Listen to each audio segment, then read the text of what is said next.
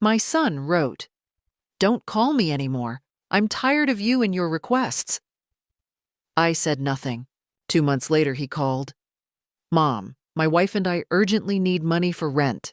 I replied, "I'm sorry, I don't know who you are. I don't have a son," and hung up. I'm glad you're here with me. Please like this video and listen to my story till the end, and let me know which city you're listening from. That way I can see how far my story has traveled. I had always believed that motherhood was forever.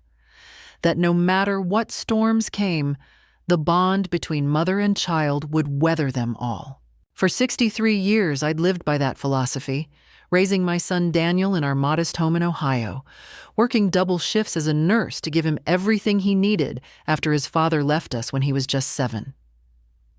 Daniel grew up, went to college, got married to a woman named Amber, and started his own life.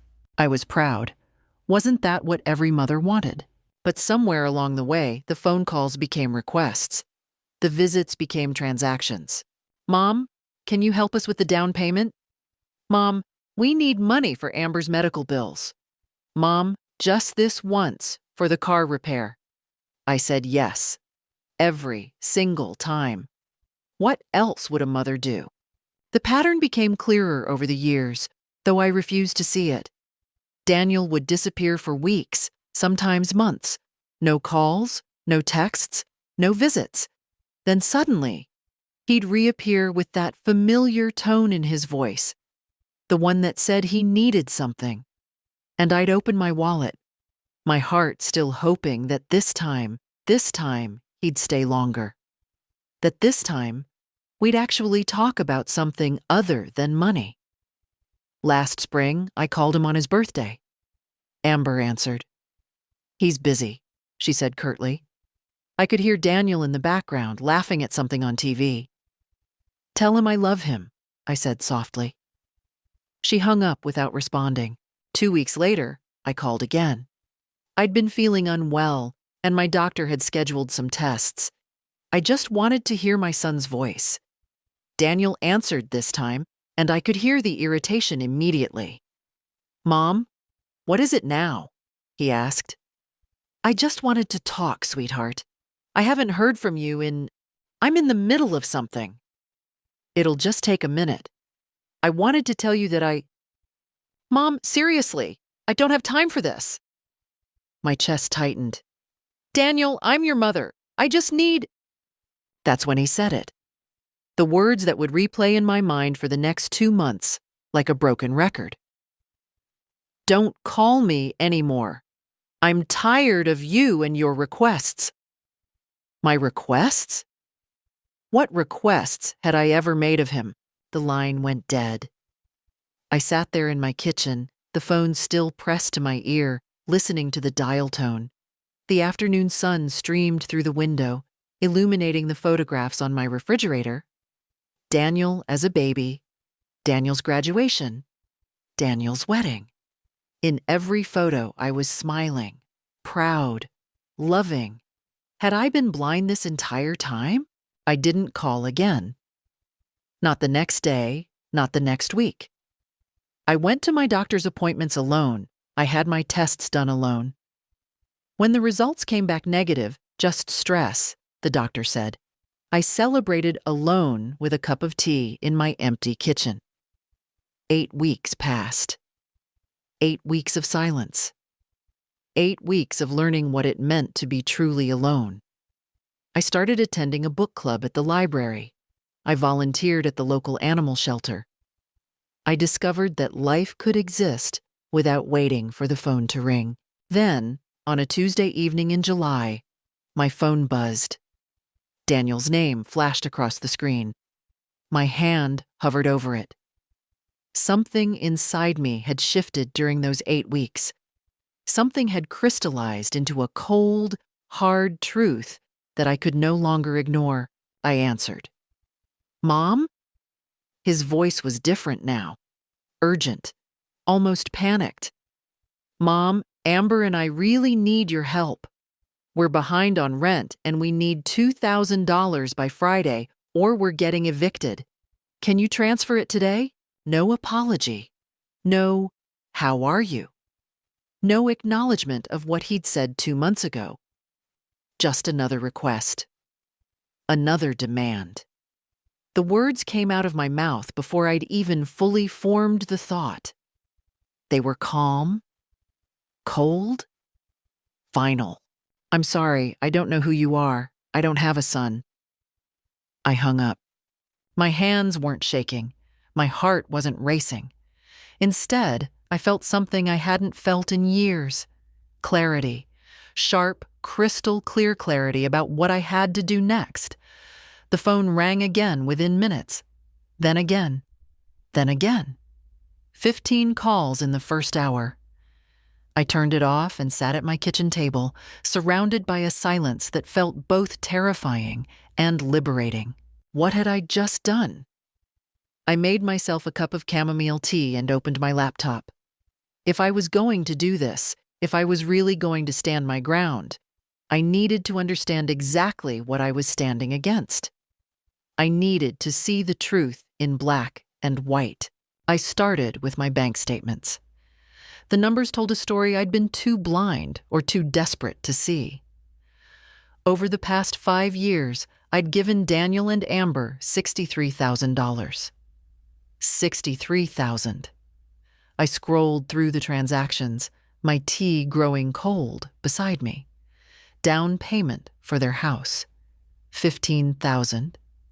Amber's medical emergency, $8,000. Car repairs, $4,000. Furniture for the nursery when Amber was pregnant. A pregnancy that ended in a miscarriage, she'd said, $6,000. Credit card debt, $12,000. Legal fees for a case Daniel never explained, $9,000. Rent, utilities, groceries, an endless stream of emergencies that always seemed to happen right when I'd received my pension payment or a little extra from picking up overtime shifts at the hospital. I'd continued working as a nurse until I was 61, 2 years past my planned retirement, because I kept telling myself they needed me. Just one more year. Just until they got on their feet. But here was the pattern, stark and undeniable. They'd never gotten on their feet, because they'd never had to. I'd always been there, the safety net that never said no. I pulled out a notepad and began writing, not just the money, but everything else. The missed Thanksgivings when they'd promised to come, but canceled last minute. The Christmas when I'd spent the entire day alone because Amber's family needed them more. The time I'd fallen and broken my wrist, and Daniel hadn't visited once during my 6-week recovery. The birthday cards I'd sent that were never acknowledged, the messages left unread. How many times had I made excuses for them? They're busy, they're young, they're under stress. Marriage is hard. When had I stopped being a mother and become just an ATM machine? My phone was still off, but I could imagine the messages piling up. Probably not apologies. Probably anger. How dare I hang up on him? How dare I refuse to help? The fear crept in then. Not fear of Daniel's anger. I'd weathered that before. But fear of the unknown. What did a mother do when she decided to stop being a mother? Or rather, when she decided to stop letting herself be used under the guise of motherhood? I thought about my own mother, who had passed away 15 years ago. She'd been tough, pragmatic, a woman who'd survived the Depression and raised 6 children with iron will and tender heart. What would she tell me now? "Betty," I could almost hear her say, "you taught that boy to walk. You can teach him to stand on his own 2 feet, too, even if it breaks your heart to do it." My hands steadied. I opened a new document on my laptop and titled it, Plan of Action. First, I needed to protect my finances. Tomorrow, I would go to the bank and make sure Daniel had no access to any of my accounts. I'd added him as an authorized contact years ago, just in case of emergencies. That needed to end. Second, I needed documentation. I would print out every bank statement, every text message, every piece of evidence that showed the pattern.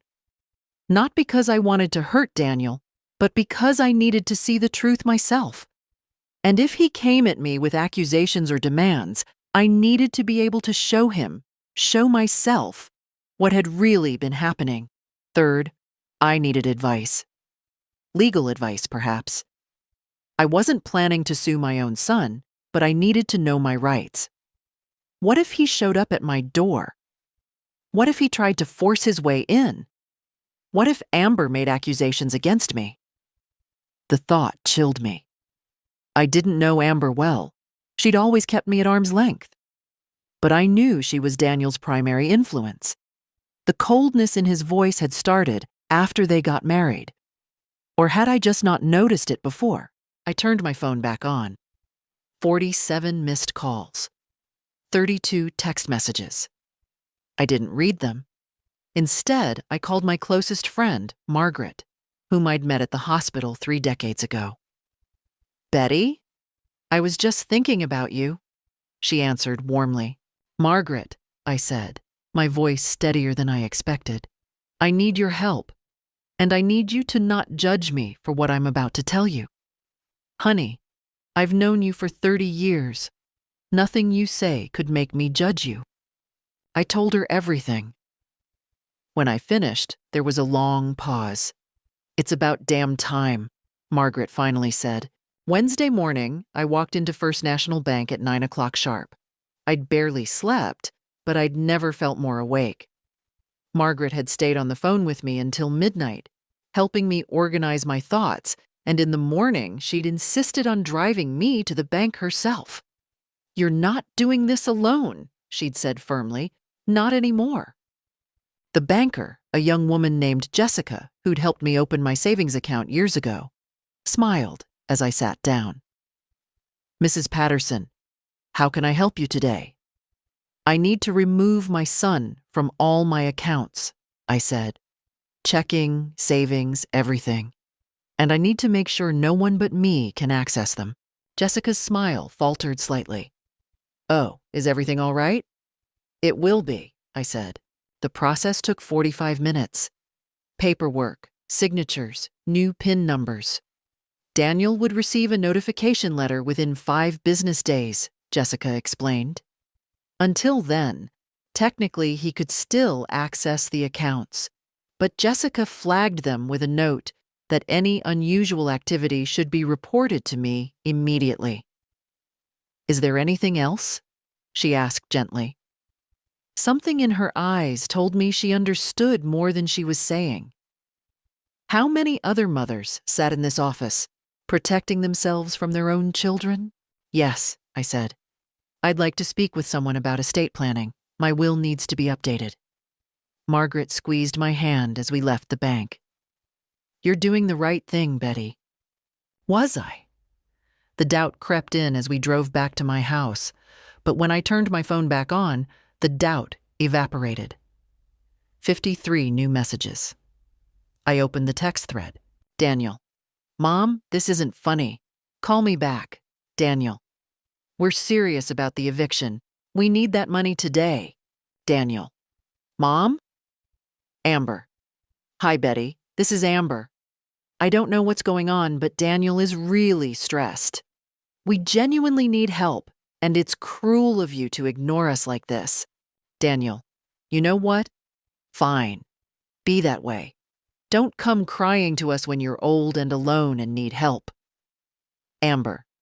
We've always been there for you, Betty. This is how you repay us? Always been there for me? I read that message 3 times, my anger building with each pass. When? When had they been there? When I broke my wrist? When I had my cancer scare last year? When I'd called, lonely and frightened, and got sent to voicemail? Then came the message that changed everything. Amber, you're a bitter old woman. Daniel only stayed in touch with you because I told him he should. He wanted to cut you off years ago. You should be grateful we even bothered with you. I stared at the screen. Read it again. Then I took a screenshot. There it was. The truth, unvarnished and ugly. Daniel had wanted to cut me off years ago, but they'd kept me around for my money. Amber had just admitted it in writing. Margaret looked over my shoulder and inhaled sharply. Oh, Betty? My hands weren't shaking. They should have been. I should have been crying. Instead, I felt that same cold clarity settling over me like armor. I want to forward this to someone, I said. Someone who can advise me. Is that crazy? Who? There's a lawyer who goes to my book club, Patricia Mendez. She specializes in elder law. I'd never thought I'd need an elder law attorney. That was for people with dementia, with children fighting over inheritances, with complicated family dynamics. But wasn't that exactly what this was? A complicated family dynamic where I was being exploited? I emailed Patricia that afternoon, forwarding the screenshot along with a brief explanation.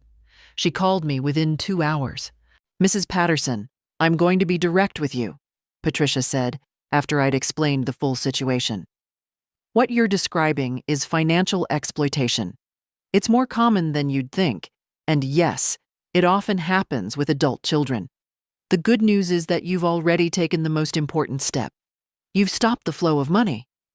But we need to make sure you're protected moving forward. Protected how? Restraining order if necessary, documentation of all communication, updated power of attorney papers that explicitly exclude Daniel and Amber, a new will. And frankly, Mrs. Patterson, you need to prepare for the possibility that they might escalate. Escalate how? Show up at your house, make accusations, try to turn other family members against you. This is where it gets difficult. When you cut off someone who's been exploiting you, they don't usually go quietly. That night, I compiled everything. Bank statements going back 7 years, every text message, every email, every voicemail. I created a folder on my computer labeled Documentation and backed it up to a flash drive that I kept in my safe. Daniel called at 10 p.m. I didn't answer. He called again at 10:30, at 11, at midnight. At 1 a.m., he sent a final message. We know where you live, Mom. We're coming over tomorrow to talk sense into you. I forwarded it to Patricia immediately. Her response came 3 minutes later. Call the police if they show up and refuse to leave. I'm drafting a cease and desist letter right now.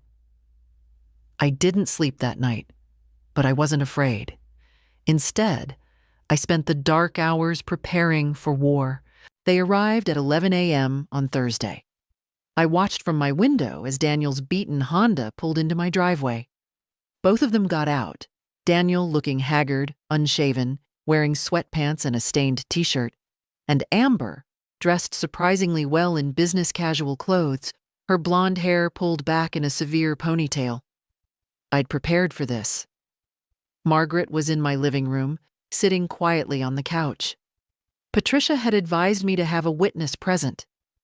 I'd also called the non-emergency police line that morning and explained the situation. Officer Rodriguez had been sympathetic and had taken down my address.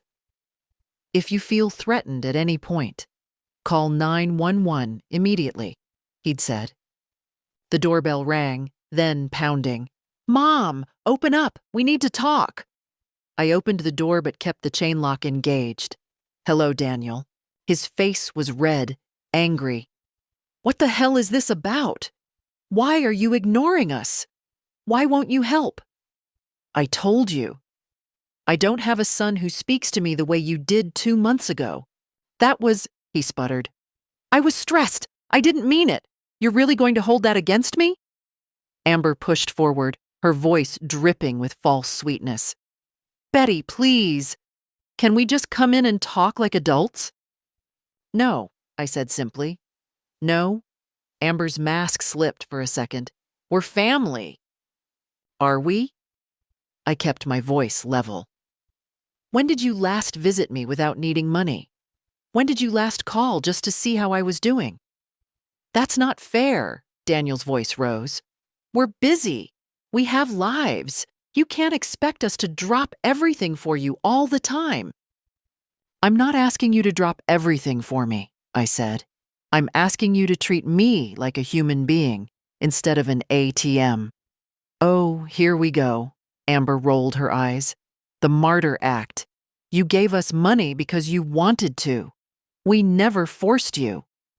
I pulled out my phone and read from Amber's text. You should be grateful we even bothered with you. The color drained from Amber's face. Get off our property, Daniel suddenly shouted. This is harassment. This is my property, Daniel. You're the ones who need to leave. You can't do this, his voice cracked. We're going to get evicted. We have nowhere to go. What kind of mother? What kind of son, I interrupted, tells his mother not to call him anymore, then calls 2 months later demanding money? Amber's face twisted into something ugly. You selfish bitch! You're sitting in this house alone with all your pension money while your own son is about to be homeless.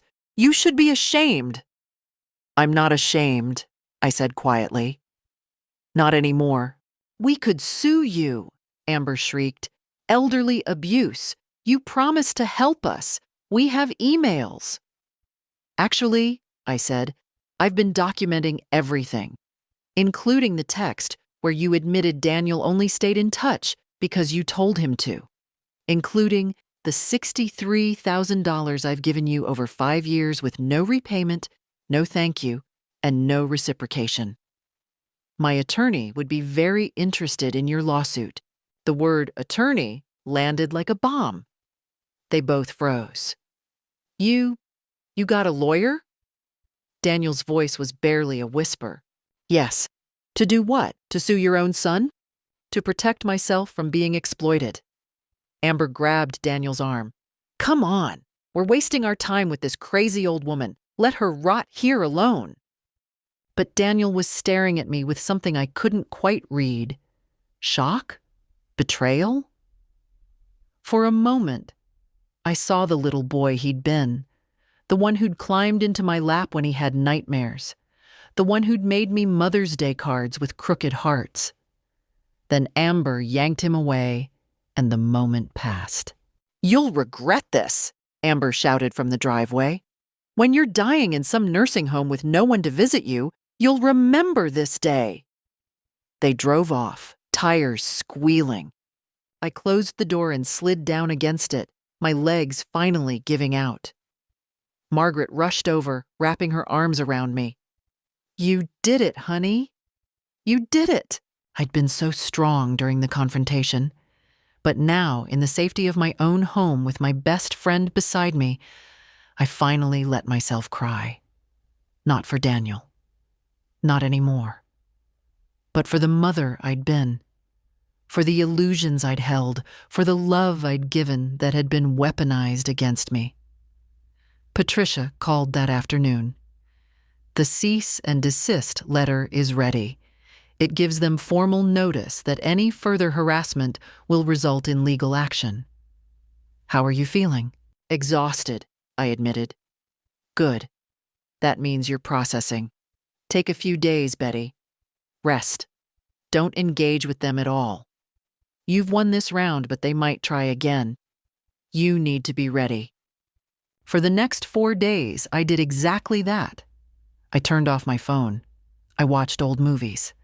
Margaret brought me soup and sat with me in companionable silence. I slept 12 hours some nights, my body finally releasing years of tension. On Monday, I felt human again, stronger, clearer, and ready for whatever came next. The letter arrived on Tuesday. Not from Patricia, not from the court. A handwritten envelope with Daniel's messy scrawl, addressed simply to Mom. I held it over the trash can for a full minute before deciding to open it. Margaret was with me. She'd been stopping by every day, bringing groceries and company. Want me to read it first? She offered. No, I need to do this. The letter was 3 pages long, written on lined notebook paper. Dear Mom, I don't even know where to start.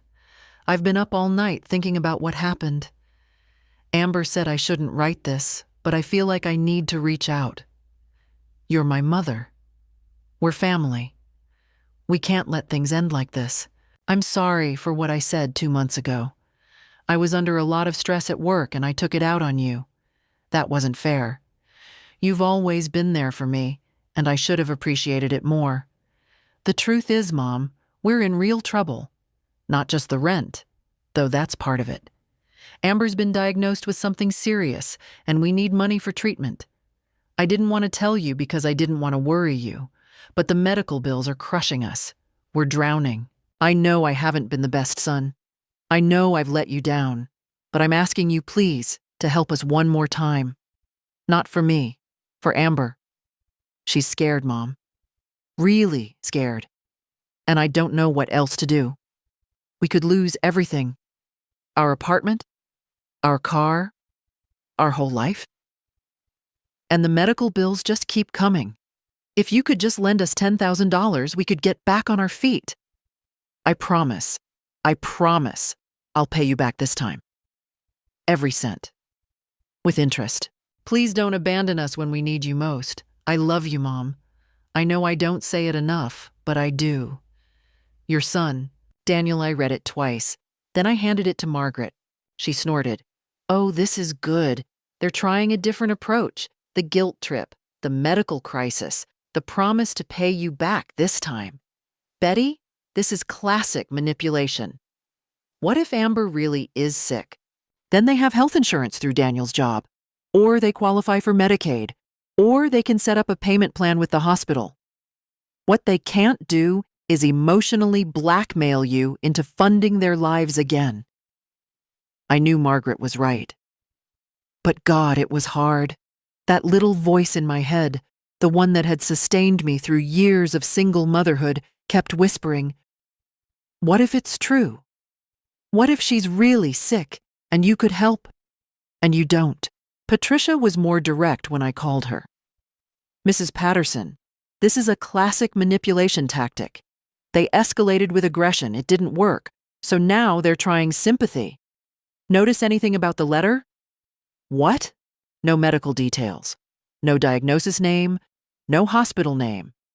If Amber were truly critically ill, don't you think he'd mention specifics? And $10,000? That's a very convenient round number that happens to be just under the limit that would require extensive documentation. She was right. The letter was designed to pull at my heartstrings without providing any verifiable information. I didn't respond to the letter. Instead, I went to my book club meeting on Wednesday night, something I'd been avoiding because I felt ashamed about my family situation. But Patricia had encouraged me to maintain my normal activities, to not let Daniel and Amber isolate me. The women welcomed me warmly. We discussed the Midnight Library, and during the break, I found myself sitting next to Helen, a retired school teacher in her 70s. You seem troubled, dear, she said gently. I don't know what came over me, but I told her everything.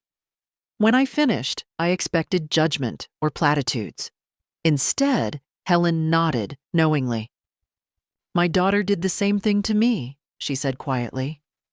For 12 years. It took me having a stroke and nearly dying before I realized she only came around when she needed something. I cut her off 5 years ago. Hardest thing I ever did. Best thing I ever did. Do you ever regret it? Every day, Helen admitted. But I don't regret protecting myself. And you know what? After about a year, my daughter finally realized she actually had to stand on her own feet. She got a real job, stopped partying, and actually started acting like an adult. We have a relationship now, but it's on different terms. Healthier terms. Sometimes the most loving thing you can do is stop enabling. Around the table, 3 other women nodded in recognition. Each had a similar story. An adult child who'd taken advantage, a family member who'd exploited them, a relationship that required boundaries they'd been afraid to set. You're not alone, Betty, another woman, Susan, said. And you're not a bad mother. You're a strong woman who's finally choosing herself. I went home that night feeling lighter than I had in weeks. I wasn't a monster. I wasn't cold. I was simply refusing to be used anymore.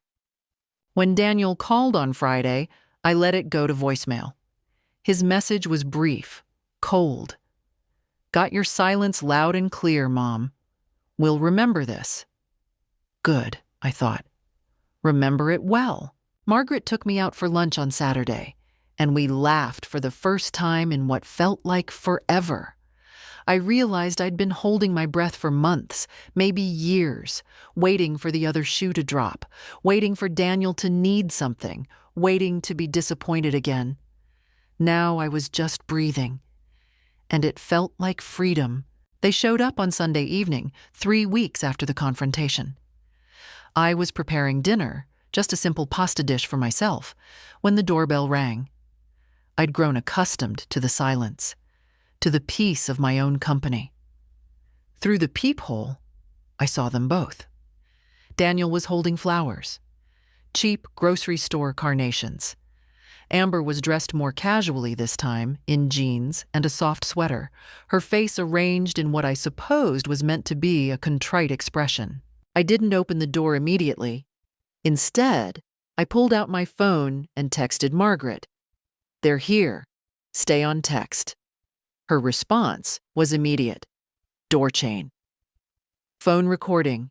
Do not let them in. I cracked the door, chain still attached. Yes? Mom? Daniel's voice was soft, gentle, the voice he'd used as a child when he wanted something. Please, can we talk? Really talk. No anger, no demands. Just talk. We can talk right here. Mom, please, it's cold out here. 5 minutes. That's all we're asking. Against every instinct Patricia had drilled into me, I opened the door. But I didn't invite them to sit.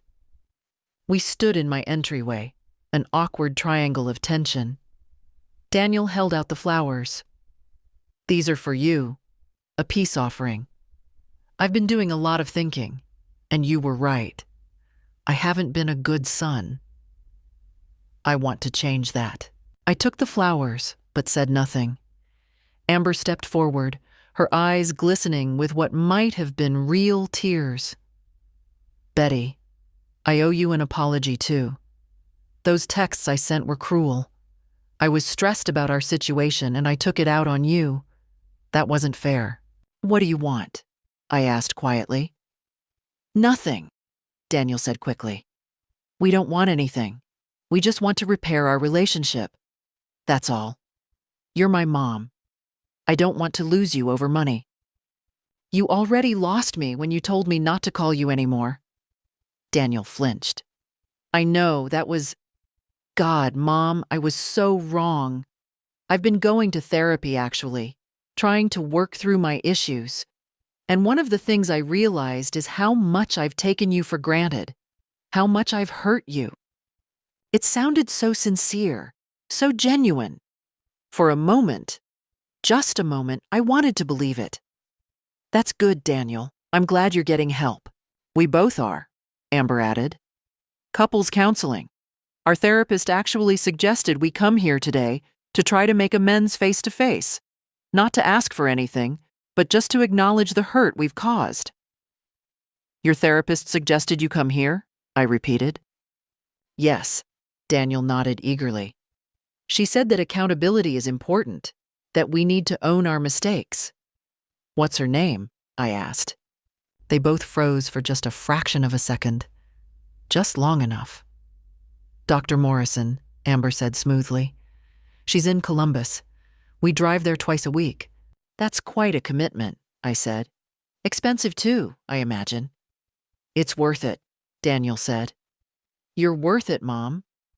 I looked at my son, really looked at him, at the way his eyes kept darting to the living room, probably calculating what he could see, what I might have that was valuable. At the way Amber's hand was on his arm, controlling, steadying him like a handler with a puppet. Here's the thing, Daniel, I said slowly. I believe you're in therapy. I believe you're struggling. What I don't believe is that you came here without wanting something. Mom, that's not. So let me ask you directly. What do you want?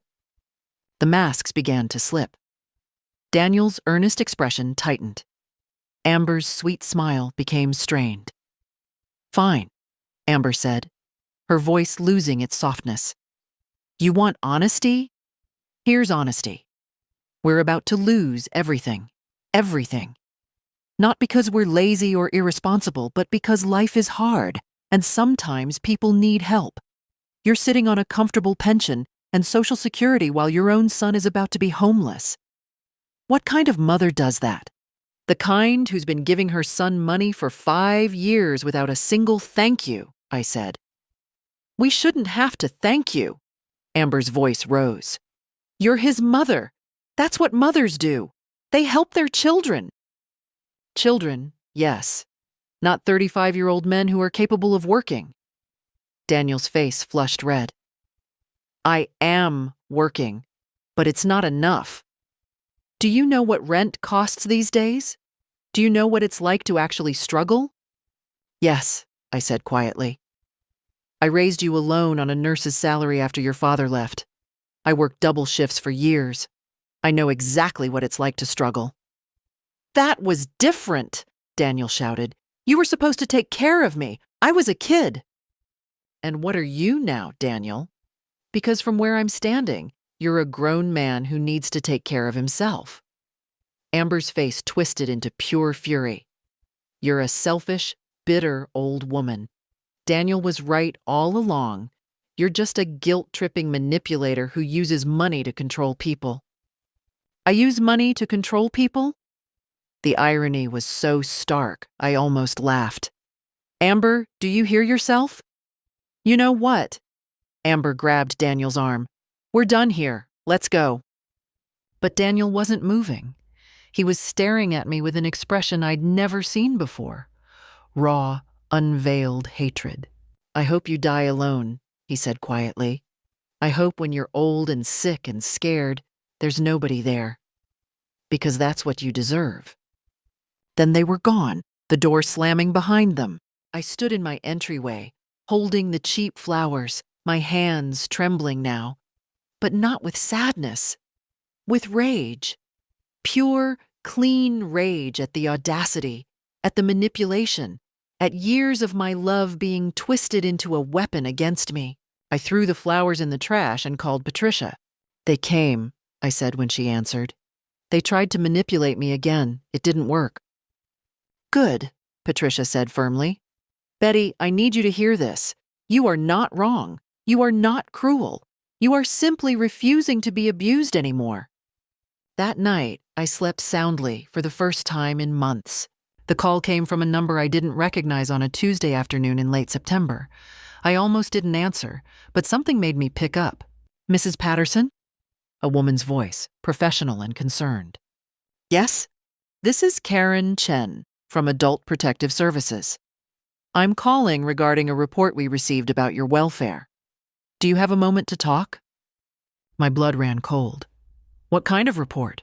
We received a call from your son, Daniel Patterson, expressing concern that you may be experiencing cognitive decline and making unsafe financial decisions. He's worried about your well-being and has requested a welfare check. So this was their next move. If they couldn't guilt me or manipulate me, they'd try to have me declared incompetent.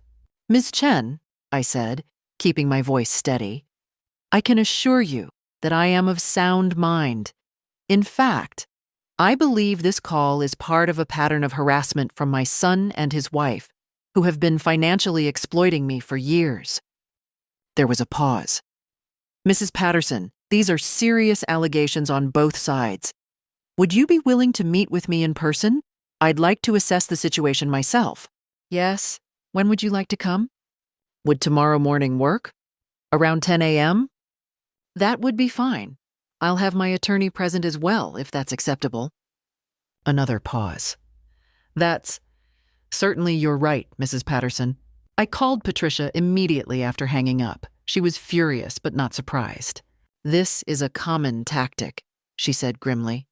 If they can get you declared incompetent, Daniel could potentially get power of attorney and access to your finances. We need to be prepared. Tomorrow morning, we document everything." That night, I organized every piece of evidence I'd collected. Bank statements showing years of one-way financial flow, the texts and emails, documentation from my doctor confirming I was in excellent cognitive health. I'd actually had a full neurological evaluation just 6 months ago as part of routine care. Character references from Margaret, from women at my book club, from my former colleagues at the hospital. Karen Chen arrived promptly at 10 a.m., a kind-faced woman in her 40s with a tablet and a measured professional demeanor. Patricia was already there, sitting beside me at my kitchen table. "Mrs. Patterson, I appreciate you meeting with me," Karen began. "I want to be clear that these visits are not adversarial. Our only goal is to ensure the safety and well-being of vulnerable adults." "I understand," I said. "What would you like to know?" For the next 30 minutes, Karen asked questions about my daily routine, my finances, my health, my mental state. I answered each one calmly, specifically, providing documentation where relevant. Patricia interjected occasionally with legal clarifications, but mostly she let me speak for myself. "You seem very organized," Karen observed. "I'm a retired nurse," I said. "Organization was part of my job for 40 years. Can you tell me about your relationship with your son?" This was it, the moment of truth. I told her everything. Not emotionally, not defensively, but factually. The pattern of financial requests, the absence of reciprocal care, the verbal abuse, the recent escalating harassment. I showed her the text from Amber, admitting Daniel had wanted to cut me off years ago, the letter promising repayment this time, the aftermath of the Sunday visit. Karen's expression grew more serious as I spoke. When I finished, she turned to Patricia. "And you're representing Mrs. Patterson in what capacity?" "Elder law," Patricia said. "Mrs. Patterson came to me several weeks ago after recognizing a pattern of financial exploitation. We've been working together to protect her assets and well-being." Karen nodded slowly, making notes on her tablet. Then she looked directly at me. "Mrs. Patterson, I'm going to be frank with you. In my professional opinion, you are clearly of sound mind. You're articulate, organized, and have taken appropriate steps to protect yourself from what does appear to be financial exploitation. However, I am obligated to follow up on this report thoroughly. That means I'll need to speak with your son as well." "I understand. I should warn you, this may escalate the situation." "It already is escalated," I said quietly. "I'm just finally fighting back." Karen left after an hour, promising to complete her report within 2 weeks. As soon as she was gone, Patricia turned to me. "You did beautifully. But Betty, you need to prepare yourself. They're going to be contacted by APS, and they're going to know it didn't work. Cornered animals are dangerous." She was right. That evening, Amber called from Daniel's phone. I didn't answer, but the voicemail she left was chilling. "You called social services on us? You're trying to make us look bad? You pathetic, vindictive bitch. You've just declared war. And trust me, Betty, you're going to lose. We know things about you. We have emails, texts, proof that you're an unfit, manipulative narcissist. Everyone is going to know what kind of person you really are. Your precious reputation, your friends, gone. We're going to destroy you." I saved the voicemail and forwarded it to Patricia. Her response was immediate. "Forward this to APS immediately. This is exactly what they need to see." 2 days later, Karen Chen called again. "Mrs. Patterson, I've completed my investigation. I'll be filing a report that finds no evidence of cognitive decline or need for intervention. However, I am also filing a separate report documenting what appears to be financial exploitation and harassment. This will be forwarded to the appropriate authorities." "Thank you," I whispered. "Mrs. Patterson, your son and his wife are very angry. Please be careful." I promised I would be, but I wasn't afraid anymore. I was ready. The certified letter arrived on a Monday morning in mid-October. It was addressed to Daniel and Amber Patterson, but it was sent to my address, probably because the address they'd given Adult Protective Services was outdated. I should have refused it, but curiosity got the better of me. I called Patricia. "Don't open it," she said immediately. "Mark it returned to sender and photograph it first. If they're using your address for official correspondence, that's another manipulation tactic." But the return address told me everything I needed to know. Regional eviction court. They'd been evicted. Finally, the consequences of their choices had caught up with them. That afternoon, Daniel's car appeared in my driveway. I was ready this time. Margaret was with me, and I'd already informed the police of the ongoing harassment. Officer Rodriguez had been very clear. If they show up and you ask them to leave and they don't, call us immediately. Daniel got out alone this time. No Amber. He looked terrible, unwashed, wearing the same clothes I'd seen him in weeks ago, his face gaunt and eyes wild. He pounded on the door. "Mom! Mom! Open the door! I know you're in there!" I cracked it open, chain attached. "Daniel, I'm calling the police if you don't leave immediately." "We're on the street! Do you understand that? We're homeless! Because of you!" "No, Daniel, because of your choices." "My choices?" He slammed his fist against the doorframe. "You abandoned us! You cut us off! What were we supposed to do?" "Get jobs, pay your bills, live within your means. All the things I did when I was raising you alone." "I do have a job." "Then where does your money go, Daniel? I gave you $63,000 over 5 years. Where did it all go?" He opened his mouth, then closed it. For the first time, he had no answer. "That's what I thought," I said quietly. "You're my mother." His voice cracked, and for a moment, I saw desperation replace anger. "Doesn't that mean anything to you?" "It meant everything to me," I said. "For 35 years, being your mother was my identity. But you made it clear that I was only valuable when I was useful, when I had money to give. That's not being a mother, Daniel. That's being an ATM. So what, you're just going to let us be homeless?" "No. I'm going to let you experience the natural consequences of your decisions. You're an adult. You have options, shelters, social services, jobs. What you don't have anymore is me enabling your refusal to help yourself." "Amber was right about you," he said bitterly. "You're a cold, selfish bitch." "If standing up for myself makes me a bitch, then I'll accept that title." "Fine." He was crying now, ugly, angry tears. "Fine. You want me out of your life? Done. You'll never see me again. You'll never have grandchildren. You'll die alone and miserable, and it'll be your fault." "I'd rather die alone than live being used." He stood there for a long moment, waiting for me to break, to cave, to become the mother who always said yes. When I didn't, when I just stood there behind my door with my chain lock engaged, something in him shattered. "I hate you," he whispered. "I hate you so much." "I know," I said sadly, "but I love myself more than I hate being hated by you." He left. I watched through the window as he sat in his car for 10 minutes, head on the steering wheel. Then he drove away. 3 weeks later, Patricia called with news. "Daniel's been arrested," she said. "Fraud. Apparently, he and Amber had been running a scam, taking out credit cards in other people's names, including yours." My blood ran cold. Mine? 3 credit cards, total debt of $47,000.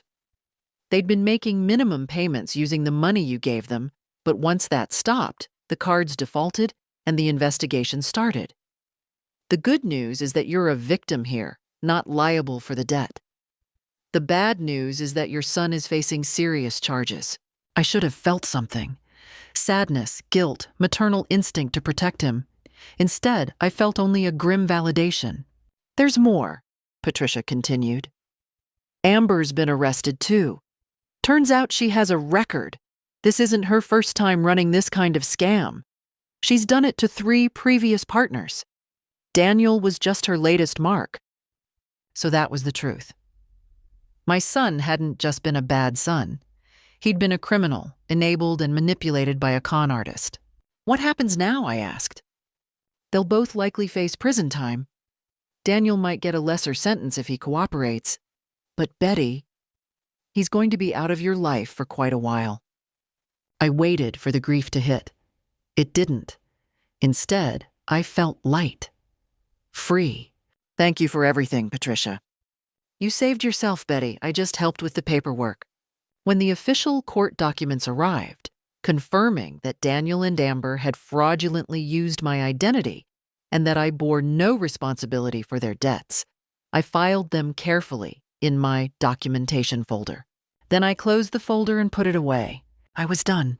6 months after the arrests, I stood in my kitchen making coffee for 5 people, something I hadn't done in years.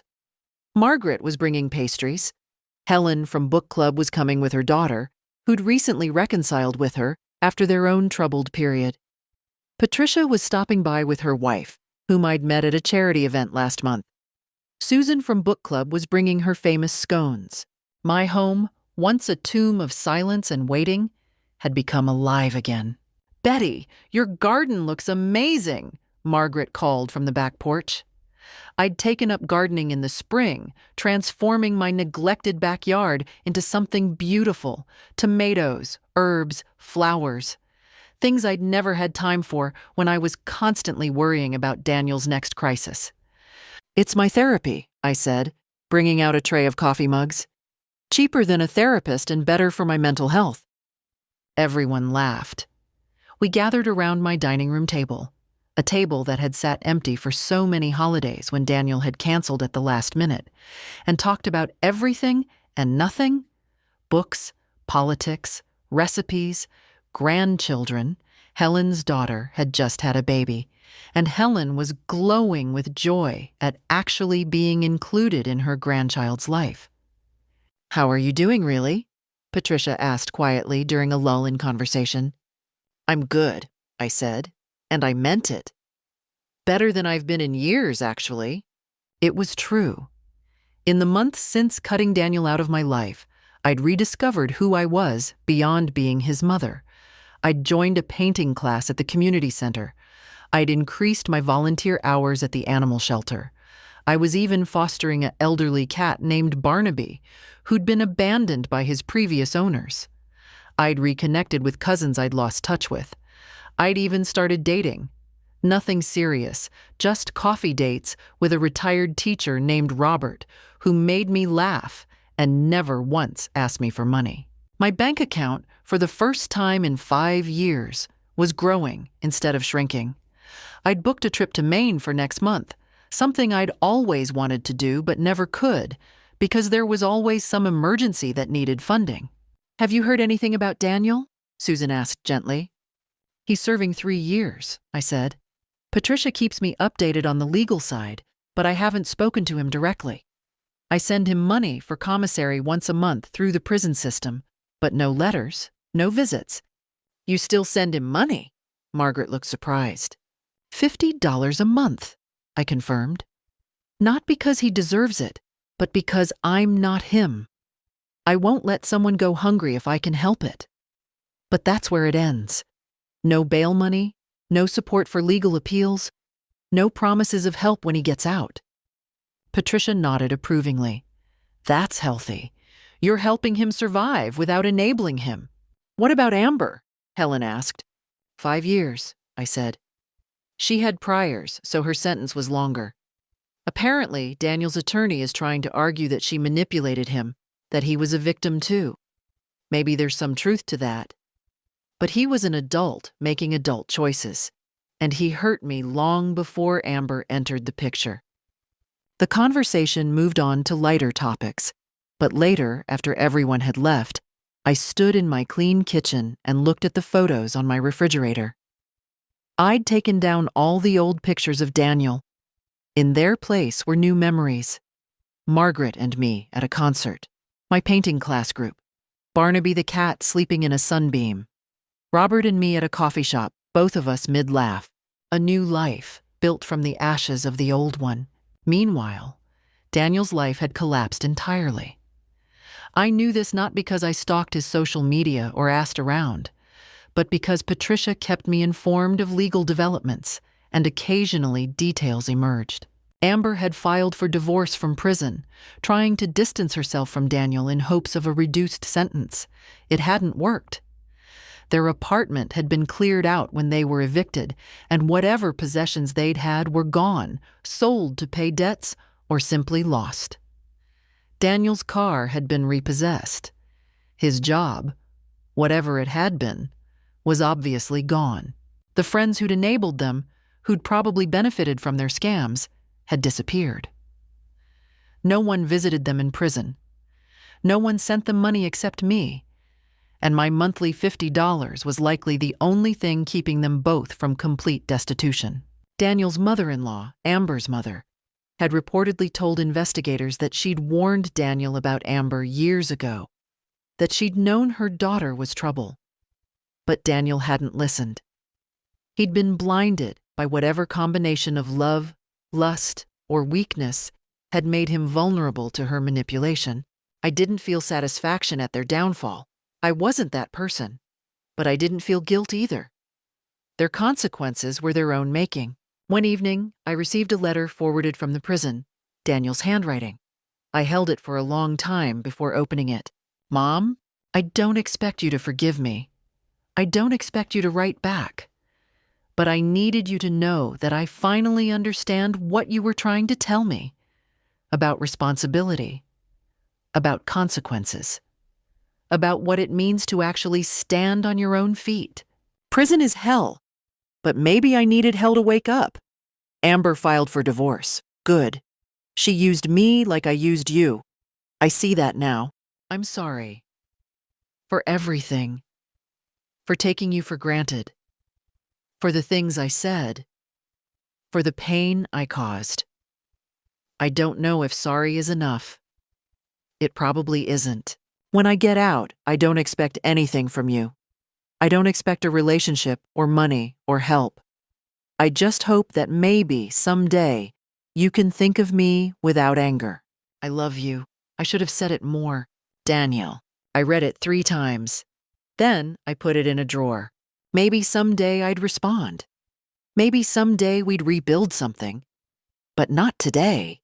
Today, I was choosing myself. And it felt like the most loving thing I'd ever done. They say blood is thicker than water. But the full quote is, "The blood of the covenant is thicker than the water of the womb. The bonds we choose are stronger than the ones we're born into." I learned that being a good mother doesn't mean saying yes to everything. Sometimes it means saying no. Sometimes it means letting your child fall so they can learn to stand. I lost my son, but I found myself. Was I wrong? Was I cruel? You tell me. What would you have done? Would you have kept giving until there was nothing left? Or would you have drawn the line like I did? Drop your thoughts in the comments. Have you ever had to choose between family and self-preservation? Share your story. You might help someone else find their courage. And if my story resonated with you, please subscribe, because everyone deserves to know they're not alone in their battles. Thank you for listening to mine. God bless you.